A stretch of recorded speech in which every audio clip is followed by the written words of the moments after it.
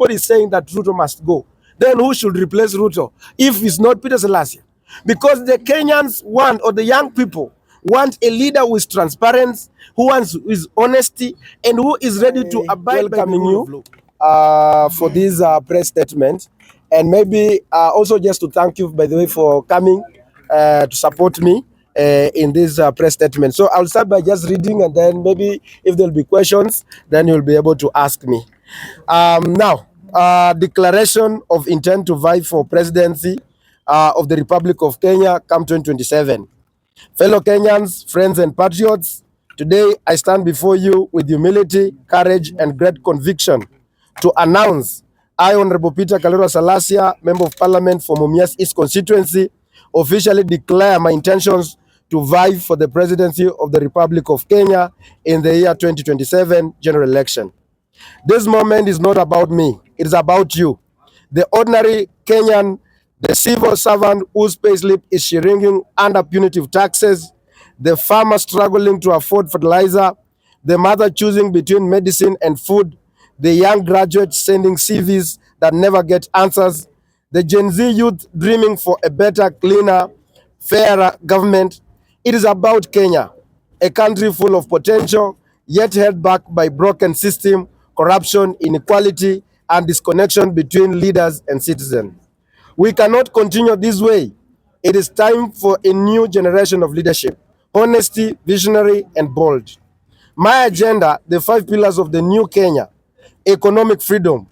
That one will include lowering taxes, growing incomes. The burden of the Kenyan worker is unbearable. We must ease it. As the president, I will review and reduce pay, NHIF, and NSSF reduction to protect your hard-earned salary. I will expand the tax base through job creation, not overtaxing the few who are employed. Our economic policy will shift from taxation to production and innovation. We must grow the cake before we slice it. No Kenyan should feel punished for working hard. Number 2, universal health care through people-centered SHA. The Social Health Authority, SHA, must not be another burden. It must be a bridge to better health care. I will restructure SHA to align with the real medical needs of Kenyans, not bureaucratic interests. Every Kenyan will access affordable, dignified, and efficient health care, whether in Turkana, Kibra, or Mumias. We shall audit and clean up the NHIF legacy mess and guarantee the transparency in the healthcare funds. Health is not a luxury, it is a right. Number 3, ending corruption, sealing every leak in government. Corruption is theft from the poor. I will treat it as economic sabotage. Every procurement will go through a transparent, digital, trackable system. I will empower independent anti-corruption agencies, and no scared cows will be spared. Stable public money will be recovered. Those who loot must be held accountable publicly, swiftly, and justly. We cannot industrialize a corrupt country. We cannot feed a nation bleeding from graft. Number 4, education, jobs, and dignity for our youth. Education must prepare young people not just to pass exam, but to thrive in a modern economy. We will strengthen TVETs, invest in digital literacy, and equip schools with modern tools. I will implement a national youth employment guarantee program in agriculture, ICT, and public works. Internships and graduate trainee scheme will be mandatory across government departments and industry. No degree should gather dust. No young dream should die due to hopelessness. Number 5, a new deal for Gen Z governance through freedom and the rule of law. Gen Z is not just the future, they are now. I will form the first ever Gen Z Presidential Advisory Council to embed their voices in every national decision. Freedom of expression, digital rights, and civic space will be protected. Police brutality will end under my watch. The judiciary will be respected.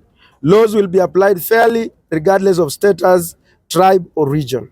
Let Kenya be the place where every youth believes their country works for them, not against them.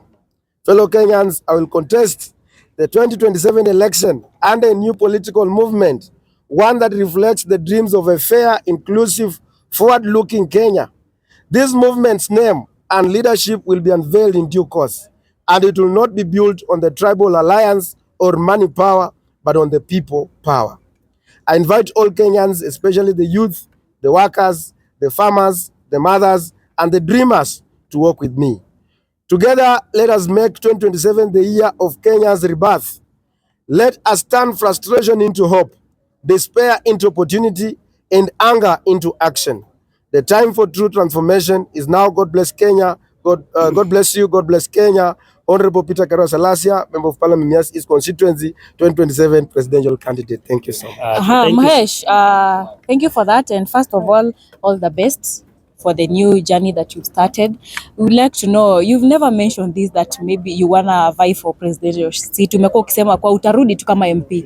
But we want to know what pushed you to, of course umesha tusomea manifesto hapa. Kitu kikubwa kabisa kimefanya ukaamua now let me vie for 2027 presidential seat. First of all, because we are not seeing the issues that the Gen Z or the young generation, because first of all, you know that the future of a nation belongs to the young people. And the young people of this country, they are worried about their future because they are worried about the 30 years from now, 40 years from now, because the systems are not working and the people who are occupying the system, they are not of goodwill or not working with utmost good faith in order to ensure that, because you remember that in the Kibaki leadership, there was 2030 vision 2030. But we are not seeing the leadership that is looking hard there. But we are looking at people who are self-centered and looking at the people who want, because everybody is saying that Ruto must go. Then who should replace Ruto if it's not Peter Salasya? Because the Kenyans want, or the young people want, a leader who is transparent, who wants his honesty, and who is ready to abide by the rule of law. And that is why I've been looking at the people who want to replace him. And then I say that they are not working. Remember, Peter Salasya has been just some like a week or 2 weeks ago, I've been able to traverse the entire Western Kenya.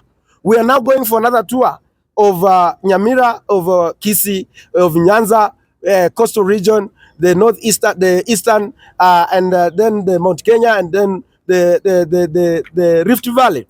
And because we've also seen that as much as we embrace from where we come from, the tribal, whatever, but the youth, the young people are not interested about the who come, because at the end of the day, when these people get the position, it is about them. It's not about the other people or the entire community. It's about the few cronies, the few friends. And that is what now the young people in their, what they want is the fairness in their CVs, fairness in their whatever, in whatever they do. And this is what has really made me to come out and say that as a young person, because by 2027 I'll be turning 35 years old, so which means that I'll be in a threshold to hold a constitutional role of being the president of the Republic of Kenya.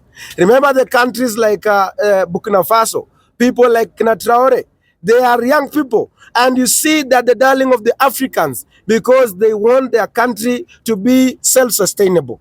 And that is why you see people like in Obama, people who took when at the, because when I take the president at this early age, I know I still have like about, maybe by God's grace, I want to get to around 90 or 100 years by God's grace. So which means that I have to live with these people and I have to maintain the legacy that will enable me to live good in happiness with these people. But these people, the older generation, they don't care. They think about few years remaining by God's grace. Okay, we are not praying for anyone, whatever.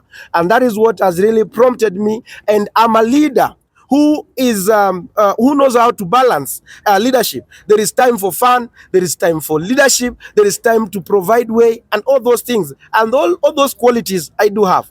I'm a graduate from the Egerton University, and I did Bachelor of Commerce, Banking and Finance, and I also worked as a banker and I worked as a teller. And even in my history, I never stole money from either. I used to get a salary of 50,000 shillings, and I used to handle every day 30 million. So, which means that I'm a person who is self-driven and who has the principle of accountability, principle of transparency in everything. And even for the last like 2 years in my leadership as a member of parliament of Mumias East, you can see when you walk in Mumias East constituency, it is a clear demonstration that despite of whatever we do on social media, because I like playing also, I like making jokes on social media, but I'm a very serious person when it comes to serious matters. And that is why I see I'm the only savior, God-driven, God-sent leader that who can unite this country and bring people. I know there was some anchors that we were passing around when we were saying this community is doing what,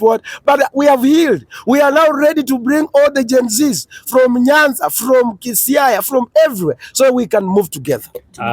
Maybe Honorable Salasya, thank you so much for telling us your intentions. We have had two issues in this country: independence of institutions.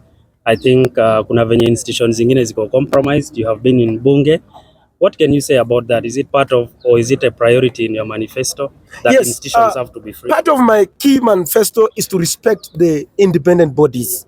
And one of the key reasons why this country is suffering is because the independence of these agencies, government agencies, they have failed. And that's why they cannot do what they're supposed to be doing. And if I'm the president of the Republic of Kenya, I will allow the parliament to do their work. And I will not allow the parliament to come to the state house. I'll be like the king, who will be just like, because I will not allow even the parliamentary grouping in the state house. It will be like a simple, the father of everybody, whether it's the opposition, whether it's in the government, the supporting the government. We will all, they will be all my children. I'm not just saying I'm not my children, but I'm just saying because of the virtue of being the presidency. And I will allow the judiciary to do their work. And it will make my work easy. If I allow judiciary to work, I allow the parliament to work, I allow the Senate to work, I allow the public prosecution to work, I allow all the DCI to do their work, I allow everything to do, I will be enjoying my leadership when I sleep, because I know every institution is doing what they're supposed to be doing. Finally, there has been an issue of debts. Yes. As it stands, tuko na about 11 trillion in debts as a country. What is your focus? How are you going to focus on that? And precisely, maybe hii imekuwa a policy issue that people are supposed to sit down, discuss before they borrow. But as it stands, it looks like it is dominated in a way that somebody can just wake up, take a loan, ama recommend a loan has to be taken.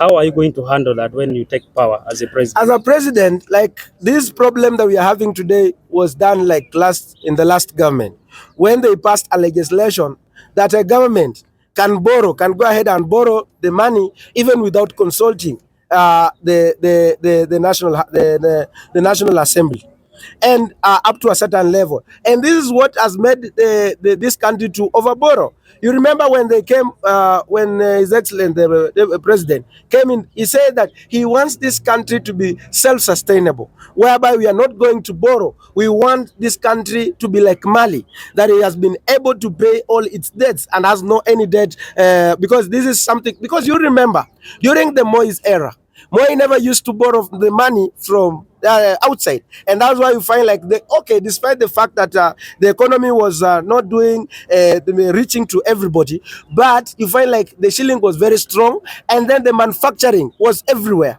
in this country.